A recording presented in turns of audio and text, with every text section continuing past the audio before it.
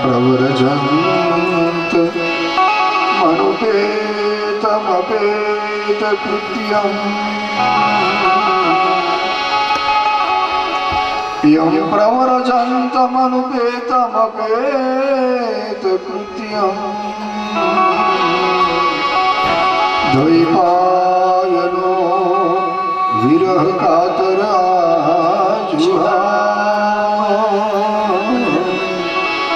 पुत्रेति तन्मयतया तरलोहिनेरु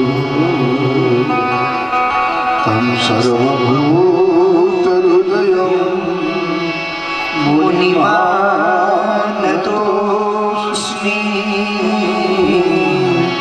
तं सर्वभूतहृदयं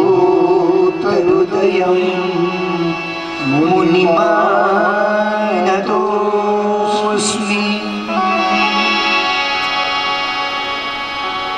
મંગલાચરણમાં સૌથી પહેલા ભગવાનની વંદના કરી. શ્રી કૃષ્ણાય વયમ નમઃ, ભગવંત વંદના.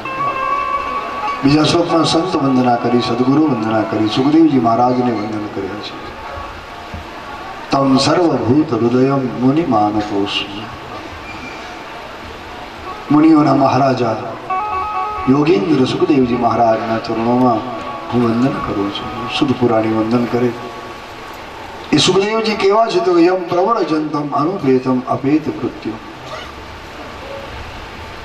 જેમણે જન્મતા વેદ જગતનો ત્યાગ કર્યો છે.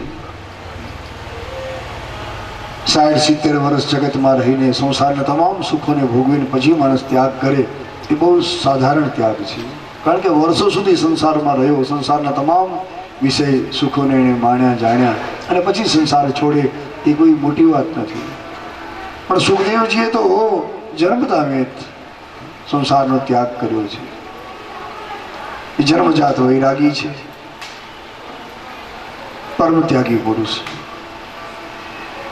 ભાગવતમાં જન્મની કથા નથી પણ સંતો વર્ણન કરે કે 16 વર્ષ સુધી માતાના ઉદરમાં રહ્યા છે. આપણને આશ્ચર્ય થાય, નવાઈ લાગે એવી આ ઘટના છે. 16 વર્ષ સુધી માતાના એ જનેતાના ઉદરમાં રહ્યા.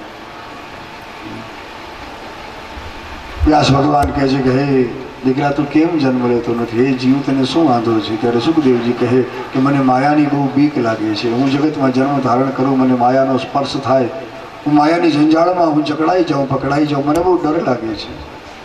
એટલા માટે હું જન્મ ધારણ કરતો નથી. વ્યાસજી કહે કે જેને માતાના ઉદરમાં આટલું બધું જ્ઞાન છે એને માયા કેમ બાંધી શકે? સુખદેવજી કોઈ સામાન્ય જીવ નથી પણ સાક્ષાત શિવનો અવતાર છે.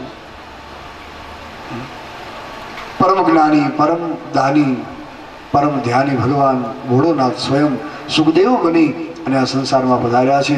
ભાગવત ધર્મ શું છે જગતને સમજાવવા માટે. સમગ્ર બ્રહ્માંડમાં વિશ્વમાં ભાગવતનો પ્રચાર પ્રસાર કરવા સ્વયં ભગવાન શિવ એ કૈલાસ છોડી અને ભગવાન વ્યાસને ત્યાં પ્રગટ થયા છે. એટલે કોઈ આ સામાન્ય જીવ નથી, પણ સ્વયં શિવ આવ્યા છે. દેવી ભાગવતના પ્રથમ સ્કંદમાં સુખદેવજીના જન્મની કથા છે કે વ્યાસ ભગવાનને સંતાન નથી, બહુ ચિંતા થઈ, એકાદ સંતાન હોય તો સારું. ગ્રસ્તાશ્રમનું આ ફળ છે સંતાનની પ્રાપ્તિ. નારદજી પાસેથી એકાક્ષર મંત્ર લઈને ભગવાન વ્યાસ મેરુના શિખર પર તપ કરવા ગયા છે. એક જ અક્ષરનો મંત્ર લીધો છે, ઐમ વાગ બીજમ નારદાત શ્રુતમ.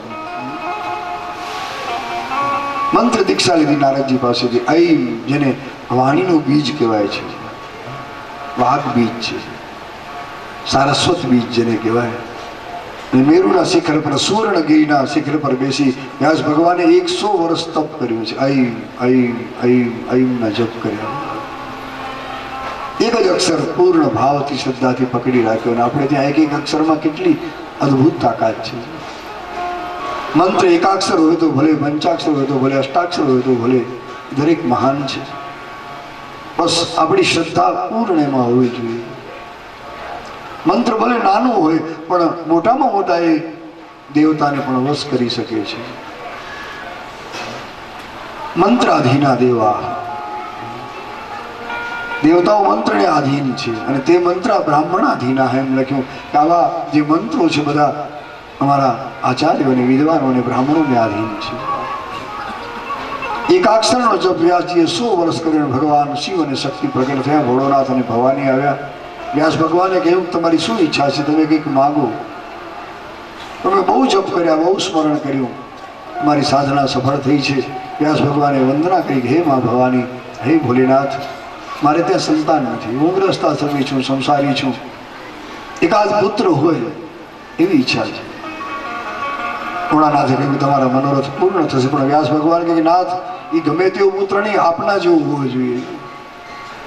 હે સદાશિવ, હે ભોલે બાબા, આપ જેવા જ્ઞાની છો, વૈરાગી છો, પૂર્ણ ભક્ત પણ છો, મારો પુત્ર પણ એવો હોય.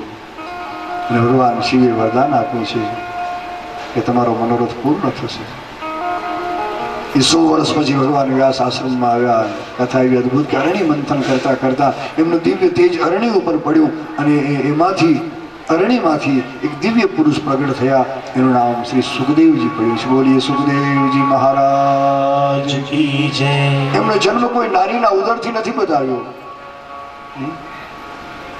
જગતના પ્રત્યેક જીવો જે રીતે જન્મ ધારણ કરે, સુખદેવજીનો જન્મ એ રીતે નથી થયો. અરણી મંથન કરતા કરતા અરણીમાંથી જેવો અગ્નિ પ્રગટ થાય એવા અગ્નિ જેવા પરમ તેજસ્વી, પરમ તપસ્વી સુખદેવજી મહારાજ પ્રગટ થયા છે.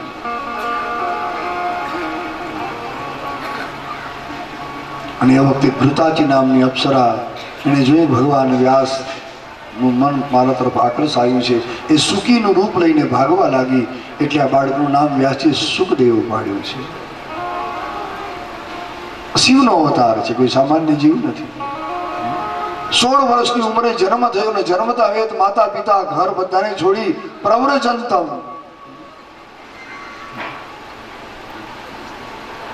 એ વિદાય થયા છે. અનુપેતમ, હજી કોઈ ઉપવીત વગેરે સંસ્કાર થયા નથી, જનોઈ ધારણ કરી નથી. એના મહાપુરુષને આવા કોઈ સંસ્કારની જરૂર પણ નથી. વ્યાસજીના મનમાં પુત્ર પ્રત્યેનું થોડું આકર્ષણ છે.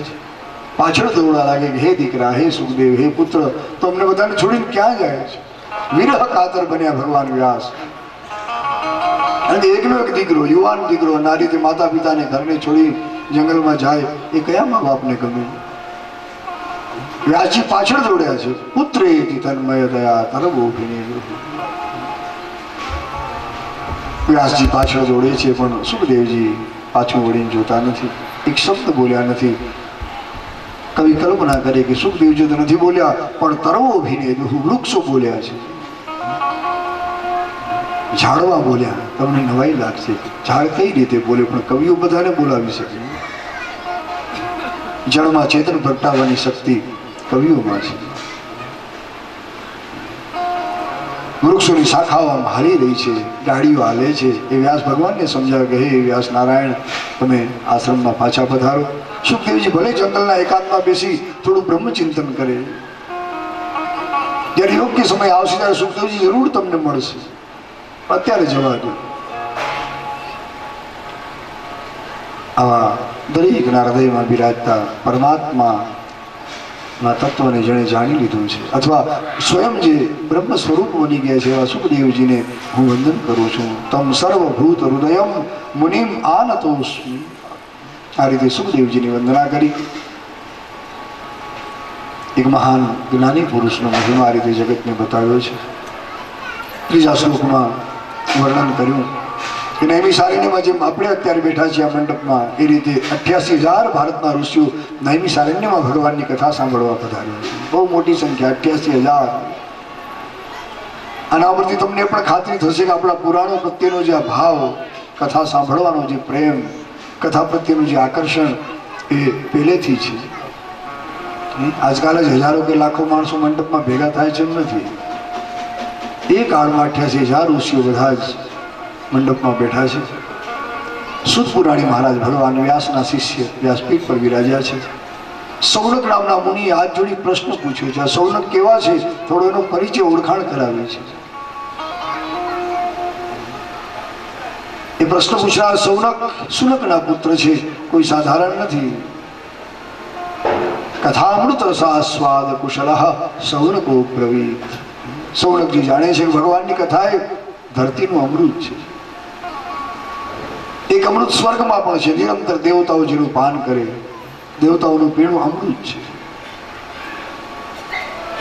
પણ એ સ્વર્ગનું અમૃત જ્યાં સુધી આપણે ધરતીમાં બેઠા છીએ ત્યાં સુધી ક્યાંથી મળે? તો ક્યારેક સ્વર્ગમાં જઈએ ત્યારે એનો સ્વાદ ચાખશું કે અમૃતનો સ્વાદ કેવો છે, એની મીઠાશ કેવી છે. અત્યારે આપણે ધરતીમાં બેઠા છીએ ત્યાં સુધી સ્વર્ગના અમૃતનો સ્વાદ નહીં મળે. એક અમૃત ચંદ્રમામાં પણ છે, એવું પણ લખ્યું છે કે ચંદ્રમાંથી આમ અમૃત ઝરે.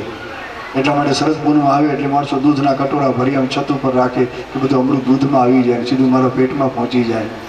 અમૃત ચંદ્રમાં પણ અમૃત છે. પણ ચંદ્રલોક પણ આપણાથી ઘણો દૂર છે. આપણે બધા પૃથ્વીલોકમાં છીએ. ત્યારે આ ધરતીનું અમૃત કયું? તો કે કથામૃત એ ધરતીનું અમૃત છે. ભગવાનની જે કથાઓ છે, ચિદાનંદના જે ચરિત્રો છે, લાલાની આ લીલાઓ છે, એ બધી અમૃત જેવી છે. અત્યારે આપણે બધા જ